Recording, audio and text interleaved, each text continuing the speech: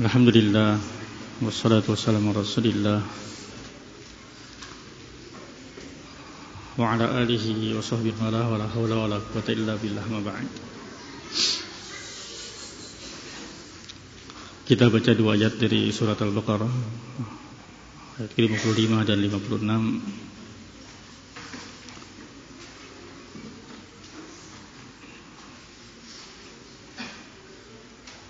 Qala Allah Ta'ala, wa idh qultum ya Musa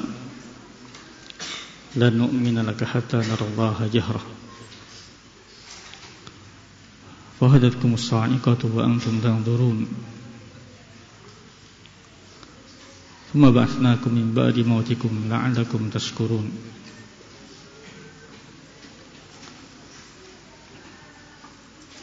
Seperti diingat oleh Syekh Utsaimin rahimahullah, ini uslub sering kita lewati dalam Al-Quran. Ya, wa'id, yani dan ingatlah pada kalian, ya wadhkuru id qultum, ketika kalian berkata. Al-qailun, yang berkata pada hakikatnya adalah Bani Israel al-awwalun.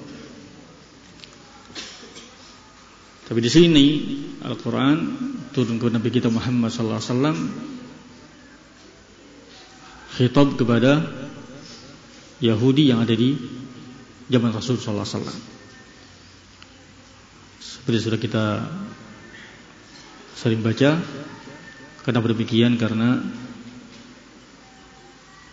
nikmat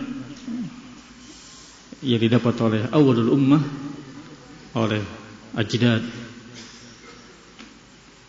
oleh pendahulu satu kaum, juga adalah nikmat bagi orang-orang setelah mereka. Sehingga khitab ayat ini kepada Yahudi yang ada di zaman Rasul sallallahu alaihi wasallam. Ingatlah ketika kalian berkata, ya Musa, wahai Musa, kata mereka, lan nu'mina lak, kami tidak akan beriman kepadamu hatta narallaha jahrah, sampai kami melihat Allah Subhanahu wa ta'ala jahratan, dengan jelas.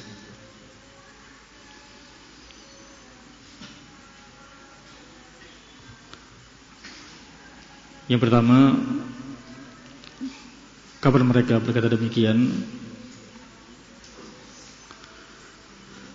Disebutkan Syekh Utsaimin rahimahullahu ta'ala,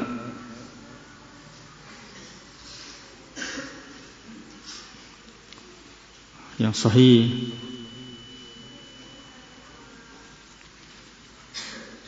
ini adalah ketika Nabi Musa alaihissalam kembali dari miqat yang telah dijanjikan, yang disebutkan di ayat sebelumnya,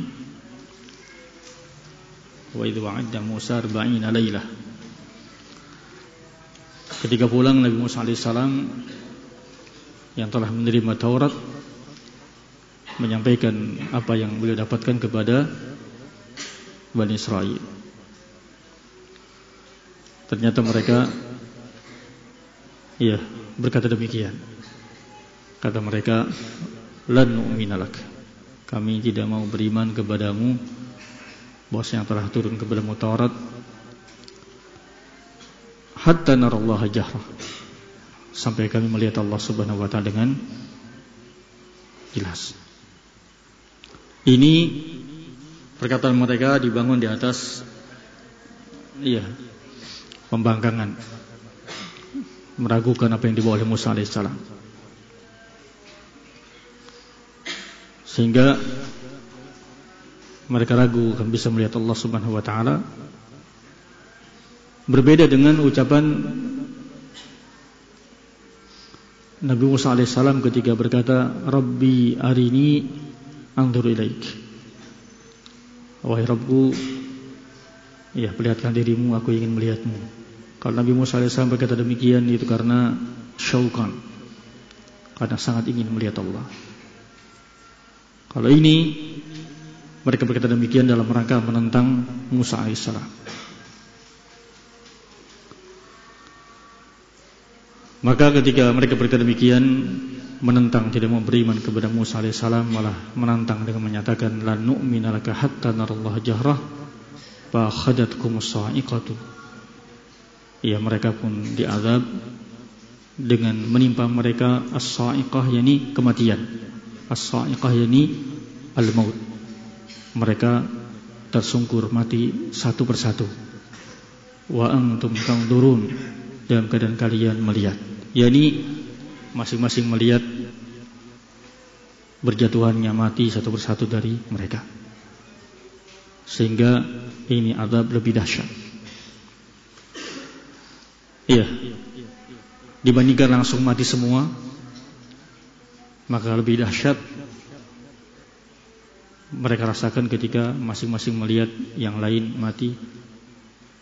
Ya, sehingga semakin dahsyat azab bagi mereka. Sekali lagi, mana fa khadatkumus sa'iqah, yani mereka pun disiksa dengan menimpa mereka kematian, atau kum di sini ya, menimpa kalian kematian.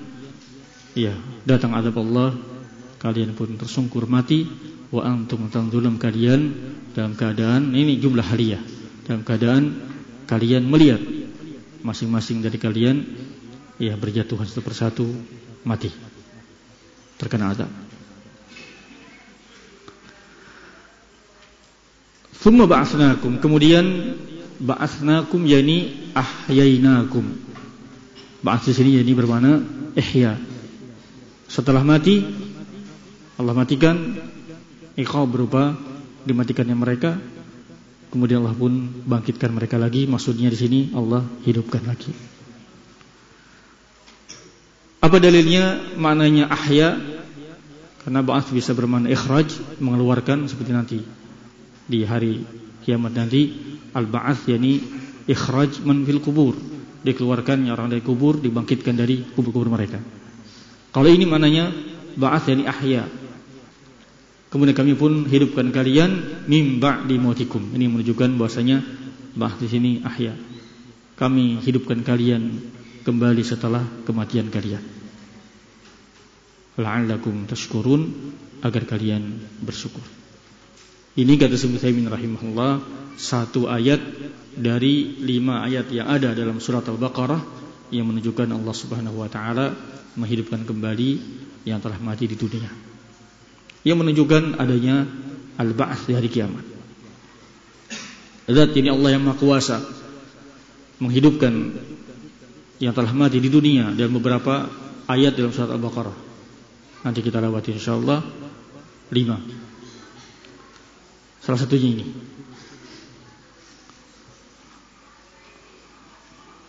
Zat yang Maha Kuasa menghidupkan kembali yang telah mati di dunia, maka Dia Maha Kuasa untuk mengeluarkan orang-orang yang dikubur di hari kiamat nanti, dibangkitkan di kubur-kubur mereka, iya, kemudian menuju padang mahsyar untuk dihisab, ditimbang amal mereka, dibalas iya amal-amal mereka melakukan di dunia. Ini diantara dalil adanya al-ba'ats. Kita ulangi terjemahannya.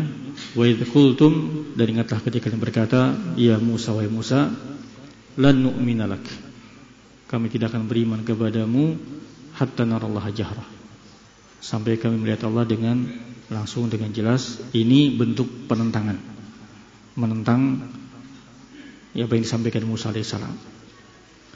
Sehingga fa khadatkumus sa'iqah, sehingga kalian pun terkena azab, ya kalian disiksa, dihukum dengan kematian. Wa antum tanzurun, dalam keadaan kalian melihat masing-masing kalian berjatuhan tersungkur mati.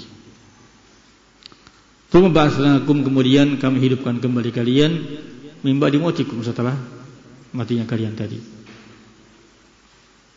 Hikmahnya la'allakum tashkurun, lam ta'lil, agar kalian bersyukur. Faedah 2 ayat ini kata Syekh Utsaimin rahimahullahu taala, yang pertama,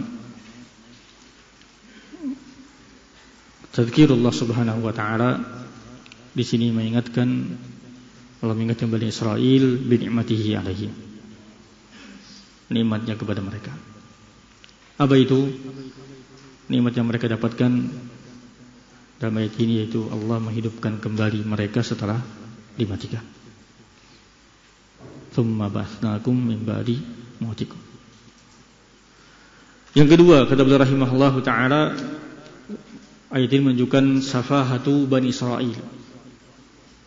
Berulang-ulang kita dapatkan faedah ini, yaitu kedunguan, kebodohan, kedunguan Bani Israil.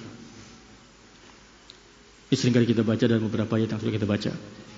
Sehingga kata Ibnu Utsaimin rahimahullah, wa ma aktsara, ini fi'il ta'ajjub, wa ma aktsara ma yadullu ala safahatihim. Dan alangkah banyaknya contoh-contoh peristiwa-peristiwa yang menunjukkan dungunya Bani Israil.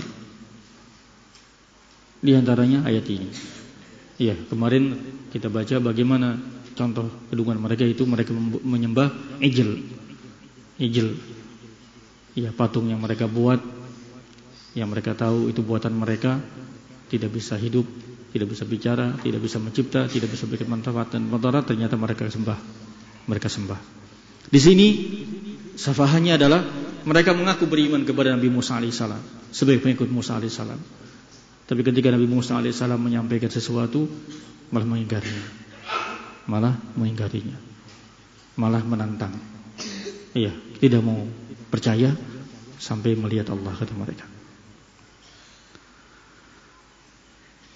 Berikutnya, kata beliau rahimahullahu taala, anna man sa'ala ma la yumkin fahuwa hariyun bil uqubah. Seorang yang meminta sesuatu yang didasari permintaan ini pembangkangan, minta sesuatu dalam rangka membangkang yang tidak mungkin terjadi, maka orang seperti ini sangat pantas untuk kena uqubah, kena siksa. Ya, saya katakan tidak mungkin terjadi di dunia ini, yakni ru'yatullah. Ya, kita katakan kenapa dasarnya pembangkangan tadi? Kan Nabi Musa alaihissalam pernah minta melihat Allah, tapi Nabi Musa itu dasarnya karena syauqan, karena ingin benar-benar melihat Allah. Tapi ini mereka dasarnya adalah pembangkangan. Iya, membangkang, tidak mau beriman kepada apa yang disampaikan. Orang seperti ini yang meminta sesuatu karena kengeyalannya, minta sesuatu yang tidak mungkin terjadi di dunia ini, maka orang ini pantas karena uqubah. Seperti dalam ayat ini, mereka pun disiksa, dihukum dengan kematian. Fa akhadhatkumus sa'iqatu wa antum tanzurun. Kemudian dari lafaz dari ayat Allah wa antum tanzurun, kata beliau, anna alaman uqubah wa waq'aha idza kana al-insan yanzur ilaiha syad. Pedihnya siksa, dahsyatnya siksa itu lebih dahsyat ketika seorang melihat ukubah tersebut. Sehingga kata beliau wa antum tanzurun, maknanya adalah fa innal insan idza ra'a an-nas yatasaqatuna fil uqubah yakunu dzalika asyad waq'an alaihi. Seorang ketika melihat teman-temannya, kaumnya satu persatu berjatuhan, mati. Akhirnya kemudian dia pun terkena. Ini semakin dahsyat. Dia takut, dia cemas, takut, kemudian akhirnya dia pun terkena siksa seperti itu. Ini mana wa antum tanzurun, ini dalam keadaan kalian melihat satu persatu dari kalian mati. Itu dahsyat. Kemudian yang berikutnya kata beliau rahimahullahu taala, di sini menunjukkan qudratullah. Allah Maha Kuasa, dan di antaranya Allah Maha Kuasa untuk menghidupkan kembali yang telah mati.